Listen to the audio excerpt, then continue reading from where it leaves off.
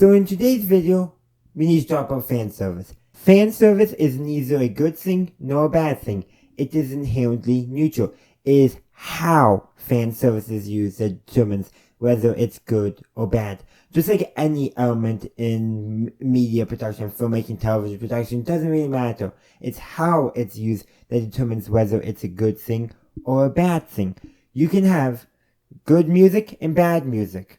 Just like you have good fan service and bad fan service. You know, especially if like you do, I'm going to use music because that's often something.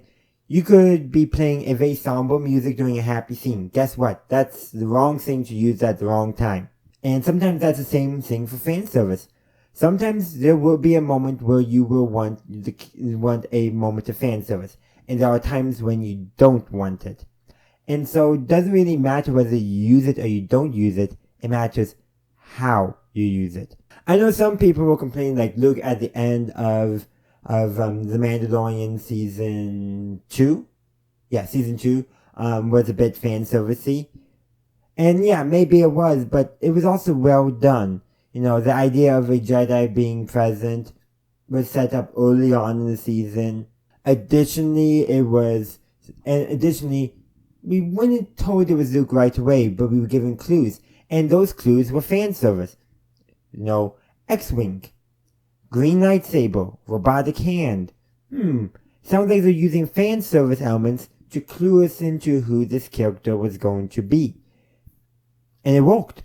I think it did a good job. And some people I know complained about the fan service in Book to Boba Fett as well, like, you know, with Cad Bane.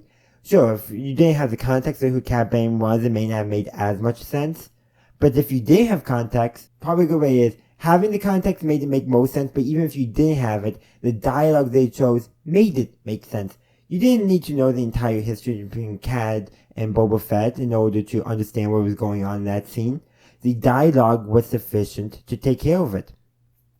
Let's also even take a look with Star Trek. People have complained about fan service in, I know, Lower Decks, and it's a comedy. A comedy would be a situation where you would expect there to be more fan service.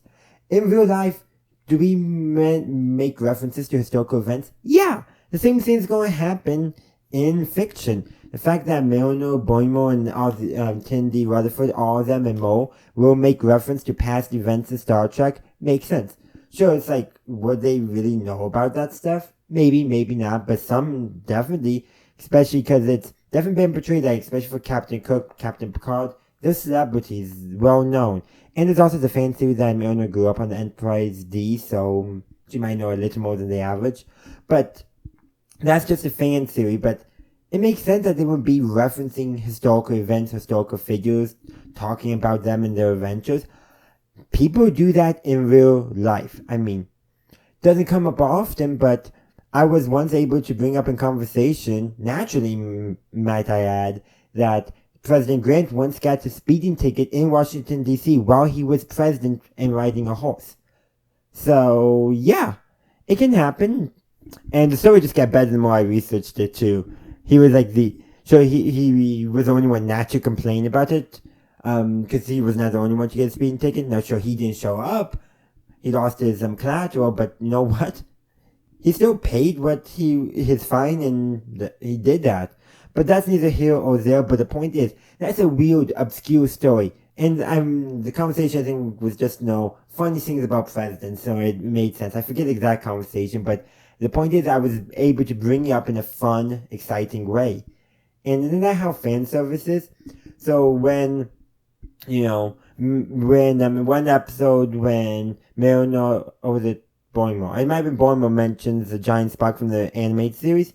Sure, not everyone's going to mention it, but it can come up, and it did come up. Now, Lower Decks is a comedy, so things will be taken a little more than they would in real life. So if we take a look at the live-action animation crossover for Strange New Worlds, well, Milner and Boimler ended up in the time period of Strange New Worlds, probably get a more somewhat realistic take, and especially because at the end they had kind of a meta moment, but basically, to cut it short, during a lot of it they were making reference to historical figures and all that, being on board the Empire, the heroes they admired, that kind of stuff. Not too much, toned down, but you could still tell they were excited about being in a time period among their heroes, and they were, essentially it was fan service for them in a sense. But at the same time, at the very end of the episode, we got to see the Strange New Worlds characters who are not as associated with fan service having their own moments of giddiness about the past, because, in order to get Mariner Byrne back, they needed a certain type of element which they had on board because they had a piece from the NX-01. So then you get them talking about some of the characters from the NX-01 Enterprise. Her name drops Toshi Sato, and I mentioned how she wrote a paper on her. I think Ortega's mentioned. I think it was Ortega's mentioned Merriweather. I forgot his name. That is one thing, they did not give him enough character development in Enterprise, but that's neither here nor there. But the thing is, that was a moment of fan service for us, but also served the characters, and because they had Spock kind of providing commentary on all that and how it can get tiresome. Which, yeah, people who probably talk a lot about their favorite figures from the past probably can get tiresome. But isn't that just real life fan service? I think it is. So like I said, this entire thing has been to argue to you that fan service is inherently neutral. It's how you use it.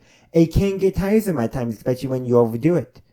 But at the same time, it's kind of realistic that there will be certain characters that will make an over and abundance reference to things.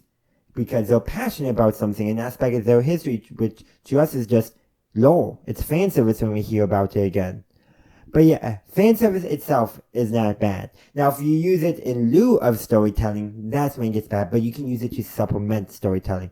And like I say, Star Trek Strange New Worlds and Lower Decks has been doing that phenomenal. Like, there was an episode in this season of Strange New Worlds where Spock is given by Mbenga and Vulcan Luke to help him calm his emotions. Well, guess what? That's fan service. But it's also serving Spock's character development that we are seeing in Strange New Worlds. So, essentially, all I've been saying is, fan service is inherently neutral. Now, I've talked mostly about the good, positive examples in my opinion.